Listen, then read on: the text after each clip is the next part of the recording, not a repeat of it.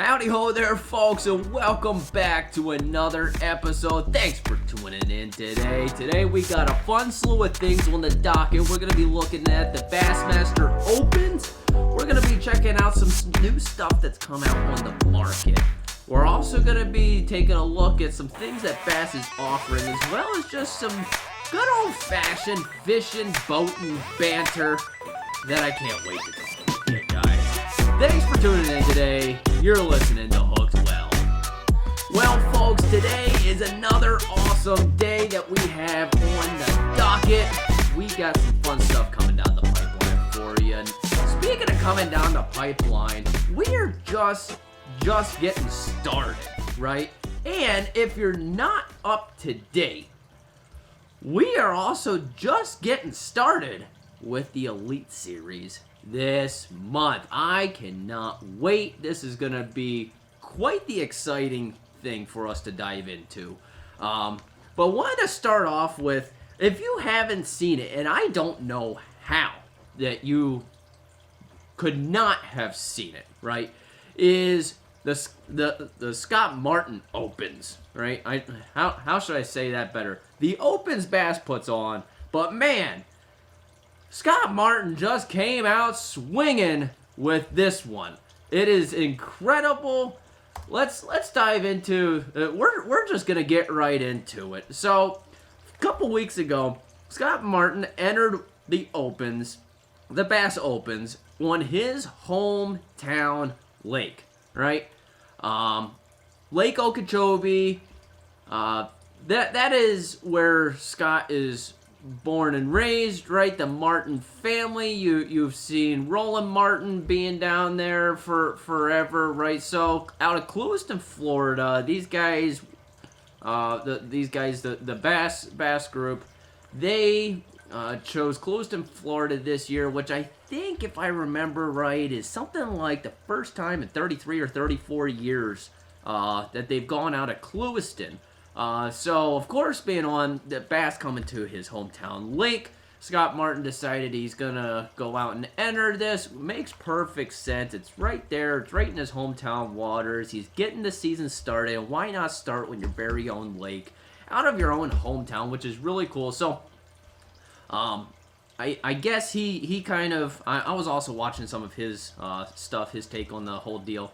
But, you know, his dad, 33, 34 years ago, had competed in that tournament that took place there out of Clewiston, Florida on Okeechobee.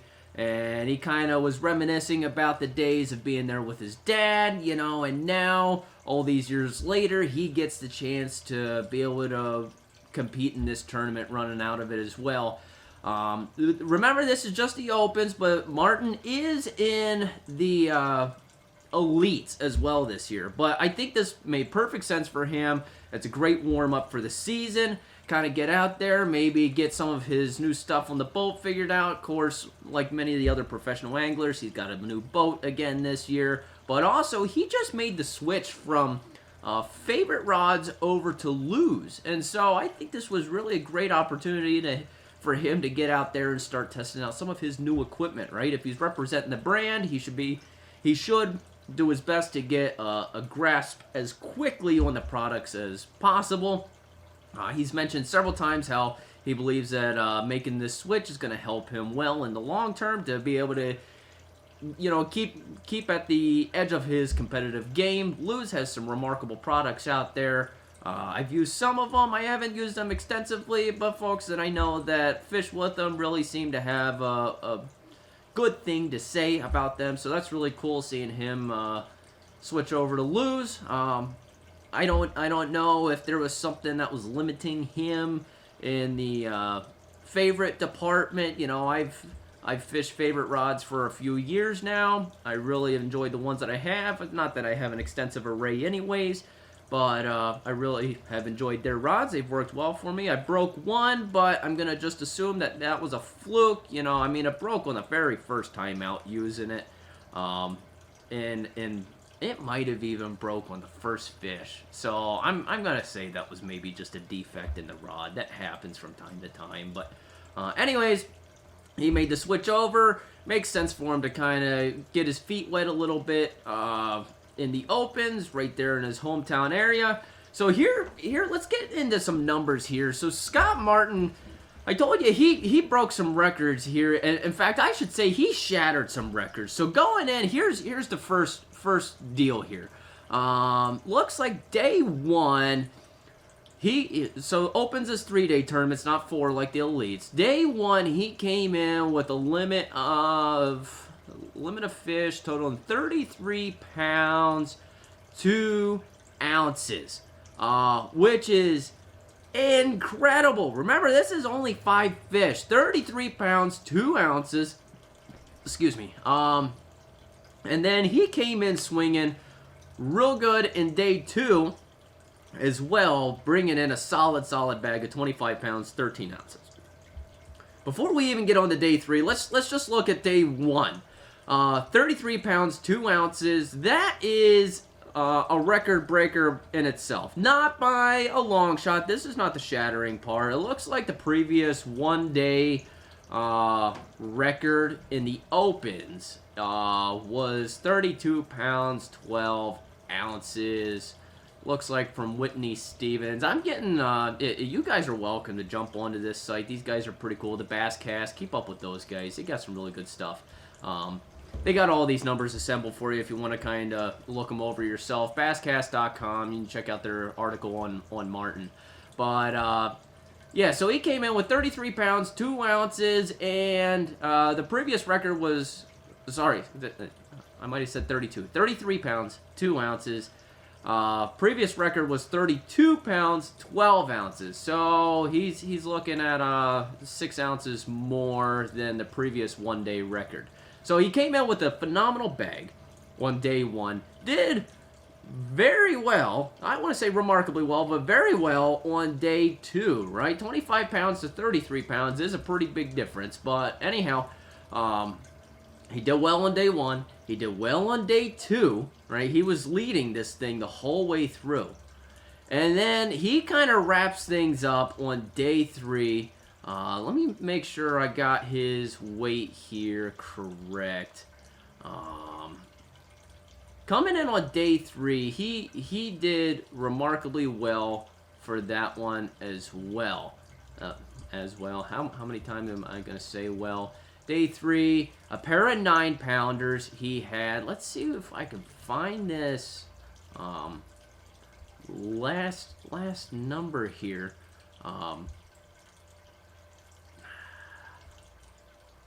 Anyhow, we'll find it here in just a moment. But with his 3-day weights all together, he also shattered another record, which is the previous record for all 3 days was set, looks like, in 2000. So this has been quite a few years ago.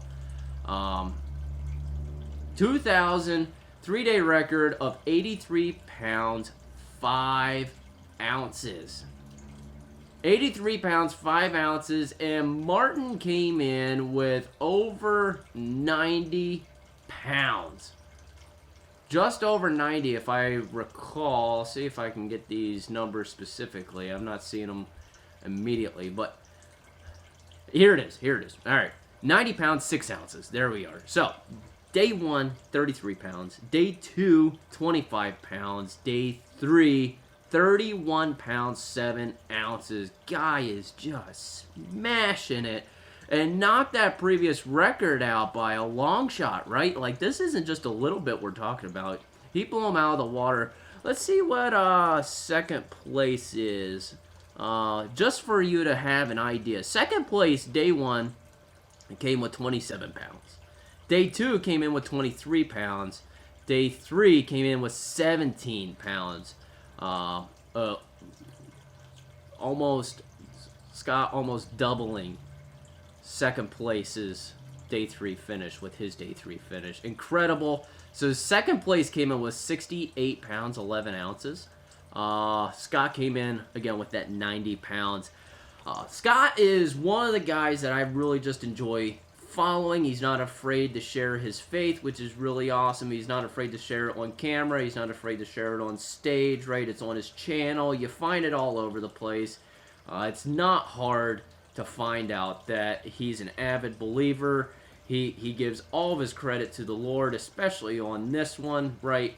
If you watch his weigh-in on Bass, if you watch it on his channel, either one, you're going to see the same thing on both sides, that he attributes his success first to the maker and creator of the heaven and earth and him, right? And all of us.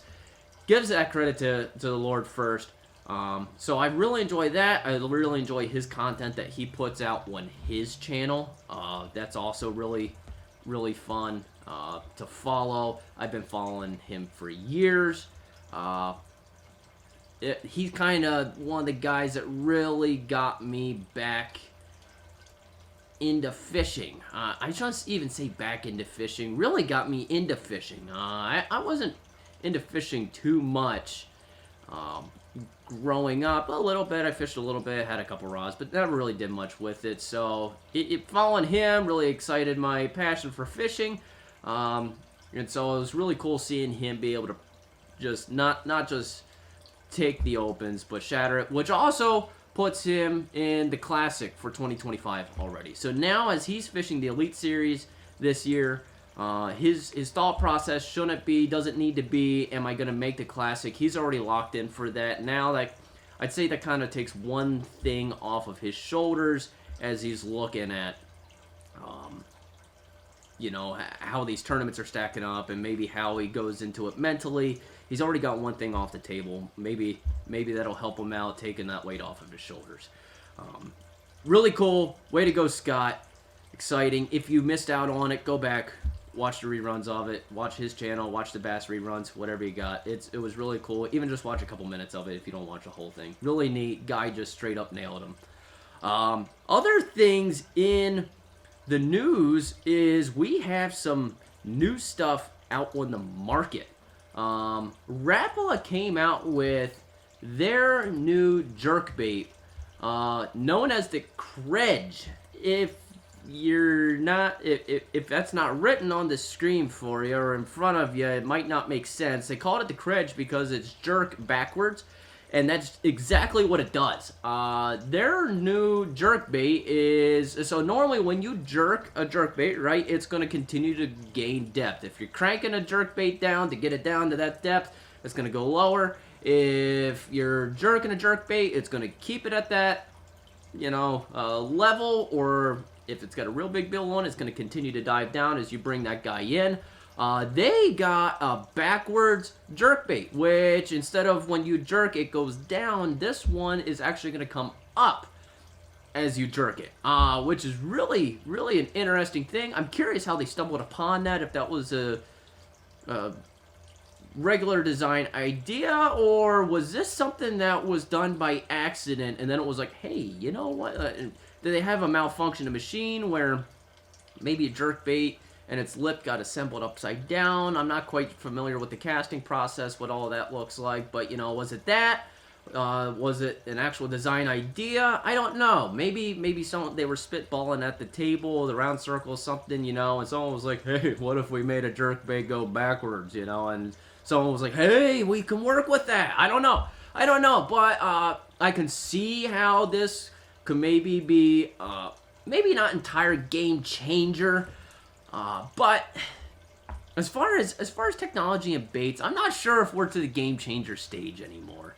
Our technology has progressed so much. I don't think that we have game changers so much as just maybe game accelerants. Something that gives you a little bit of an leading edge, but I don't know that this is going to be something that blows everything out of the water. We're going to see. I don't know. This is going to be the year to really see how this goes. I think one of the things that is going to be part of the leading edge is this is something new, something that fish have not really seen before, so this will be exciting. But when you jerk, it comes up.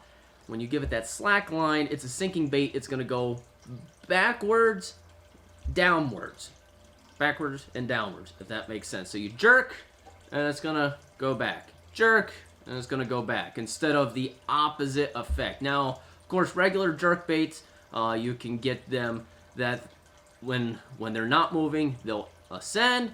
You can get them that they're neutral, they'll stay where they're at, or descending, that even when you're not jerking on them, they continue to sink. This guy looks like it's only going to be a sinking, which makes a lot of sense. It wouldn't make it down anywhere otherwise. So really, really exciting to see that. I'm going to try and get some of these here soon myself. I don't know if I can get them into the shop yet, but definitely something that is I want to try out, just see what the new hype is about. So really exciting about that. That is the Rapala KREJ. Go check them out. I don't know if you guys are on the YouTube. Comment down below. Do you have one of these already? Have you used them? Are you excited about them? Any of that kind of fun stuff.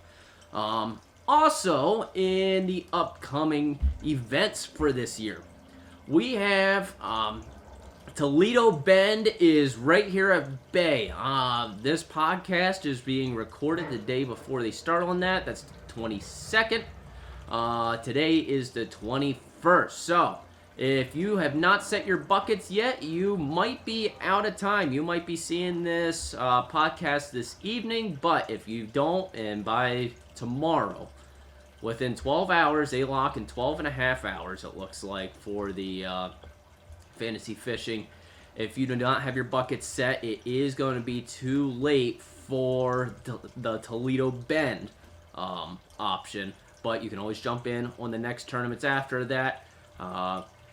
Points are accumulated throughout the year for fantasy fishing for like the overall winner, and the downside is if you miss just one tournament, that's going to be near impossible to take that overall winning. But each tournament in itself also has winnings that you can make if you take first or whatever. There's groups as well that you can join. You can join the Hooked Well podcast group. We have one on there now. I see a couple of you have already joined.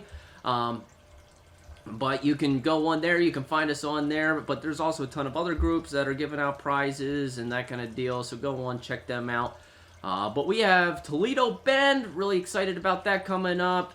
12 hours and 30 minutes left, but also in the news of fantasy fishing is there's also the Drain the Lake Challenge, which I think in the last episode we went over pretty well how the Rapala fantasy fishing works. So the Drain the Lake is another fantasy fishing option for you to get in on. Let's flip over to that real quick right now. Drain the Lake, looks like I actually already forgot to set my bucket, so I gotta be doing that here this evening. But for the Drain the Lake Challenge, it works a little bit different than the other fantasy fishing. So the other fantasy fishing is every tournament you have access to all 100 anglers that are going to be in the tournament, 100-ish. When you're choosing, they divide those hundreds into that 100 anglers into groups of 20, and you can pick one person out of each group. That's your buckets, okay? One person out of each group. And so maybe the two people you think are going to do best in that tournament might be in the same group. You've got to figure out which one that you want to choose. Drain the Lake is a little bit different, and it makes it definitely a little bit more challenging, and that is that you can only choose each angler once for the entire season, right? In the regular fantasy fishing, maybe you think, so I'm on the Drain the Lake Challenge right now, and we'll just go with Matt Airy. He's on the top. Maybe you think Matt Airy's going to do well in one tournament in the fantasy fishing, but a couple tournaments later, or maybe towards the end, whatever, somewhere down the line, you think Matt Airy's going to do well in another lake. You can choose him in both of those, but not in the Drain the Lake category. Once you choose Matt Airy or any of your anglers, you can no longer choose them for a different lake. So it's not just who do you think is going to do best on one lake, it's who do you think that person is going to do the best. What lake do you think that person is going to do the best on? And that's probably the one you want to wait for them to compete on, right?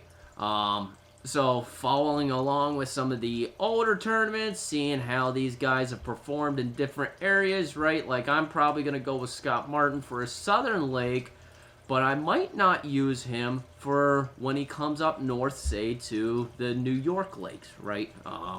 He does decent, but he's definitely a southern fisherman.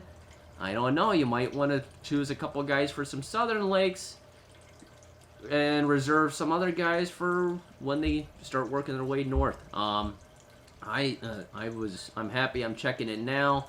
I see that I have not set my buckets yet, so this evening that's definitely something that I'm going to be doing. Probably after we finish up with the podcast here. But yeah, that one's definitely a hard one to work through. And then they have your pick percentages just like the other tournament does. So let's scroll real quick and see a couple high ones for Toledo Bend. I see 13% on Jason Christie, 21% for Joey Cifuentes. I think I got that right. So you can kind of see what the big picks are. Derek Hoodnall. Now, once you choose one of these guys, Lee Livesey, right? That makes sense. He's in Texas. That's really not far from him at all to get to Toledo Bend. So he's 19.6% pick, right? I might go with him. Get him on my list like some of the other guys are. But now that he's picked for any of the other remaining tournaments, I'm not going to be able to pick him. So really cool. Go online. Go check that out. Get signed up. Even if you don't make it in time for this first one, get a feel for how the Drain the Lake works. Get a feel for how the fantasy fishing works. Join our group for the fun of it. We'll have some fun banter back and forth. Maybe, I don't know. For some of the these events, maybe we can get some of you guys on that maybe did well in our group. Whoever takes first in our group, we'll see how we stack up against each other. Maybe we'll get one of you guys on. It would be really cool. Other things that are in the news is the cast. I can't remember if they have one more episode coming out or not, but the cast, if you're interested in the history of bass, BASS, right? The BassMasters, go check out the cast. That documents how the sport got to where it is today. They got some pretty influential guys in there as far as the fishing realm goes. So go online. You can find it right on YouTube. You don't even have to pay for it. I mean, this has been sponsored by Bass Pro Shops. The Bass has been putting it on. It's sponsored by Bass Pro Shops. It's about BASS. You can find it right on YouTube. Go check that out. It's really cool if you're interested in how this has gotten to what it is today. It's been really exciting.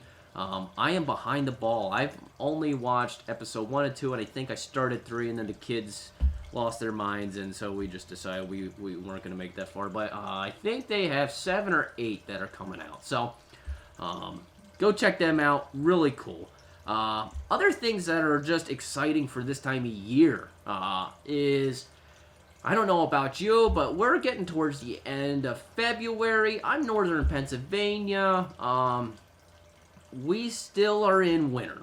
There's still snow. I can see snow right outside my window right here. It's not much. It's only this much. It's all that's left, right? It's melted everywhere, but you can find it still left in the shadowy parts, right? So it's still very much winter. I think Saturday is supposed to be like a high of 27 or something. It's supposed to be pretty cold out. But that being said, I've already been out on the river a couple times.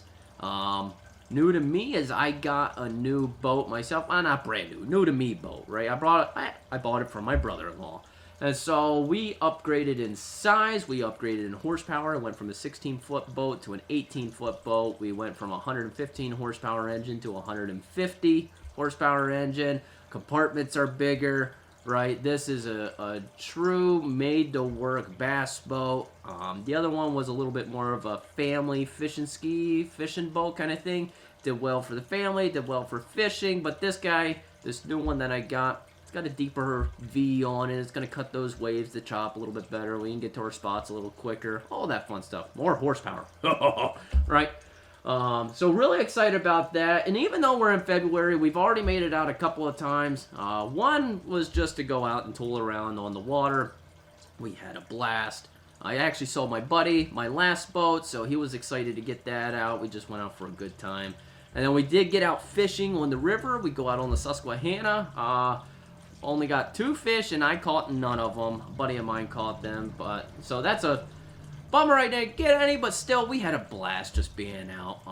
I got Live Scope now. That's new to me. Some of you guys have been running it for a while. Maybe some of you guys are looking at it. Oh, if you're watching the YouTube channel, stay tuned. And even here on the podcast, we'll be keeping you up to date on, how, what Live Scope is like, getting into it, that kind of fun stuff. So if you're looking at it, maybe you can follow along with what we're doing here and see if maybe it's worth it to you. I don't know. We're going to definitely get into it. Seems like for some guys, like in the elites, some of these pros, they lean heavily on it. Some of them maybe aren't really that dependent on it, and they just really want to stick with their old style fishing stuff. But excited for spring to be around the corner. I guess that's what we're getting at. So hopefully in the next couple weeks, we'll be looking at some warmer temperatures, and maybe we can finally get out on the water more reliably, right?